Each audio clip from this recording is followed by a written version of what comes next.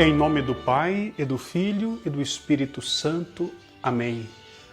Ó meu Jesus, perdoai-nos, livrai-nos do fogo do inferno, levai as almas todas para o céu e socorrei principalmente aquelas que mais precisarem. Seja bem-vindo a mais uma edição da Direção Espiritual. Queremos, neste mês de março, refletir, aprofundar, fazer uma experiência nova com Jesus. Estamos em pleno período quaresmal. Você sabe que a Igreja nos recomenda durante a quaresma o jejum, a oração e a esmola. E tudo isso pode ser ainda melhor vivido se tivermos firmeza, zelo, com as devoções santas que adquirimos ao longo da vida. A devoção ao Sagrado Coração de Jesus é uma delas. É garantia de que os tempos fortes da liturgia católica vão surtir efeito na nossa vida.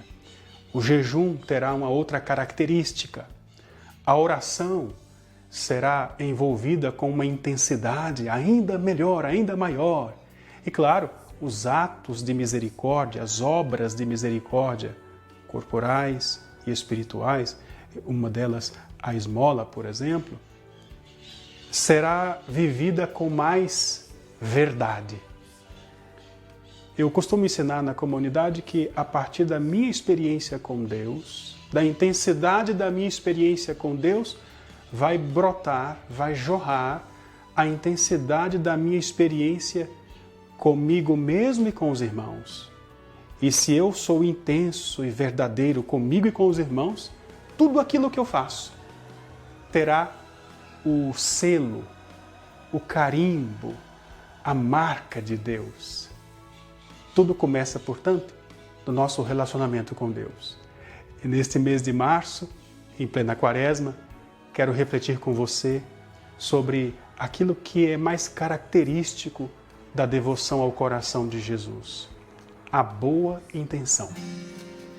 Quando eu falo de boa intenção, eu quero que você entenda que estou me referindo a um modelo, o modelo do coração de Jesus, o modelo divino. Deus é o parâmetro para que nós possamos avaliar todas as coisas, inclusive as intenções.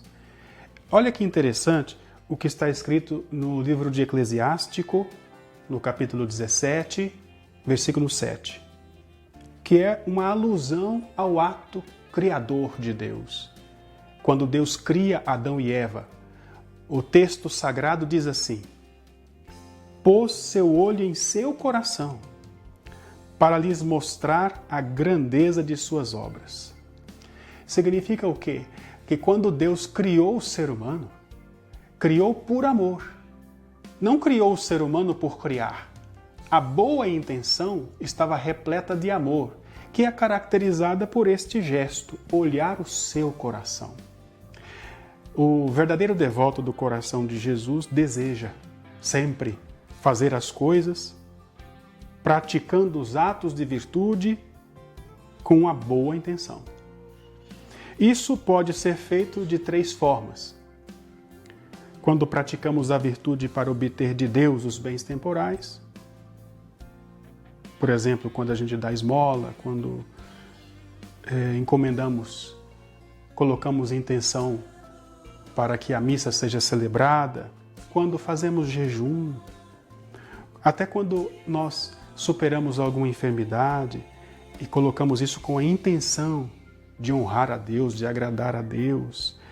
Tudo isso é bom, mas ainda é pouco perfeito.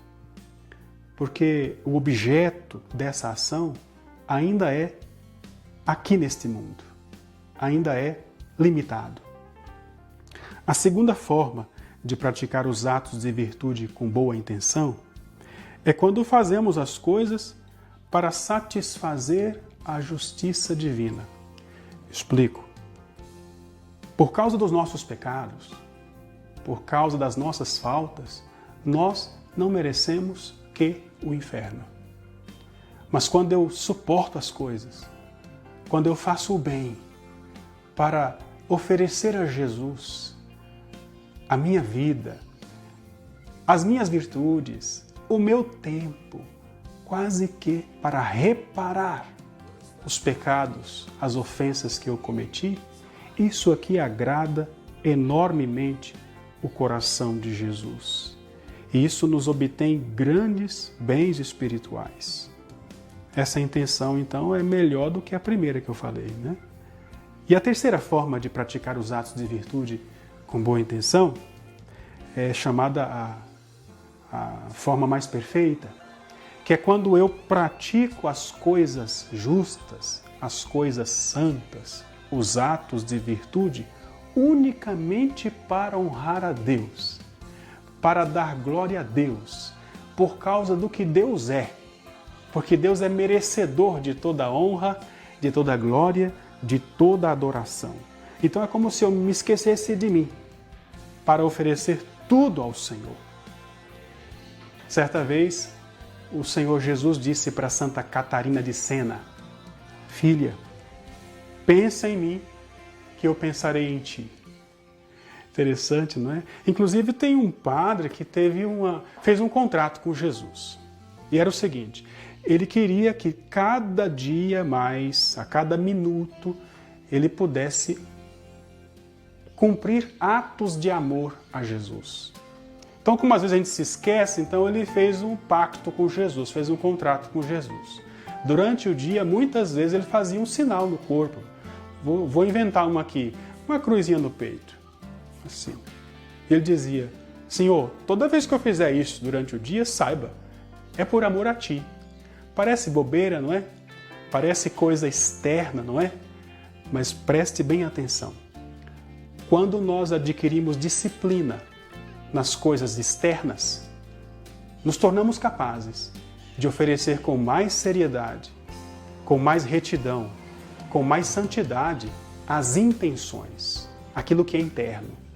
Então trata-se aqui de uma pedagogia com a gente mesmo.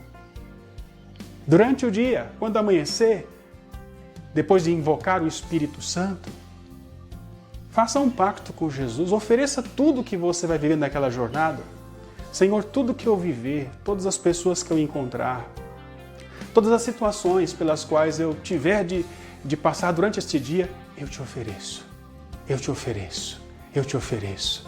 Esse gesto de oferecimento revela a boa intenção que agrada o coração de Jesus. Da mesma forma, os atos de piedade que você está acostumado a fazer. E neste período de quaresma, de modo especial, não é? A via sacra às sextas-feiras, que é uma prática muito salutar. Você que tem o hábito do jejum às quartas e sextas. No nosso caso aqui da comunidade, por exemplo, nós temos as práticas, os atos de piedade que fazemos todos os dias. A adoração ao Santíssimo Sacramento, a comunhão diária, a oração do Santo Rosário, a oração do Terço da Divina Misericórdia, são apenas alguns exemplos. O estudo da Palavra de Deus são exemplos que todos nós nos propomos viver durante o dia. Fazer tudo isso com a boa intenção de agradar e de honrar o coração sagrado de Jesus. Eu quero convidar você durante este mês de março a repetir sempre essa oração, que inclusive no século XIX foi atribuído 100 dias de indulgência, conforme o Manual de Indulgências da Igreja Católica. Essa oração diz assim: amado seja por toda parte o coração de Jesus. Então essa é a frase de março para você. Amado seja por toda parte o coração de Jesus. Vamos rezar.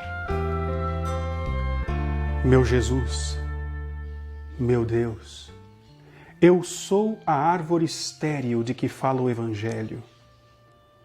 Desde muito que mereço ouvir a sentença pronunciada contra ela: cortai essa planta, que não dá fruto, lançai-a no fogo.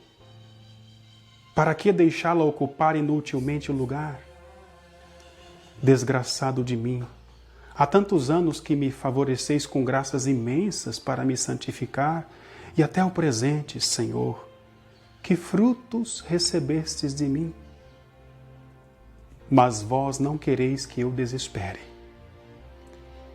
que eu cesse de ter confiança em vosso coração amorosíssimo. Não dissestes: pedi e recebereis? Pois sim, como quereis que vos faça, peço. Peço graças. A primeira que solicito é o perdão de todas as minhas faltas. Delas me arrependo, do fundo da minha alma, vendo que feri vosso coração tão amante e benfazejo por tantas ofensas e ingratidões. A segunda graça que peço, Senhor, é o dom de vosso amor. Que possa eu vos amar de agora em diante, não com a frieza que vos testemunhei no passado, mas de todo o meu coração, evitando vos dar o menor desgosto e fazendo tudo o que vos for agradável. A terceira graça que vos peço é a santa perseverança na vossa amizade, pois prefiro o vosso amor a todos os reinos do mundo. Vós me quereis todo para vós, para poderdes me estreitar mais ternamente sobre o vosso coração.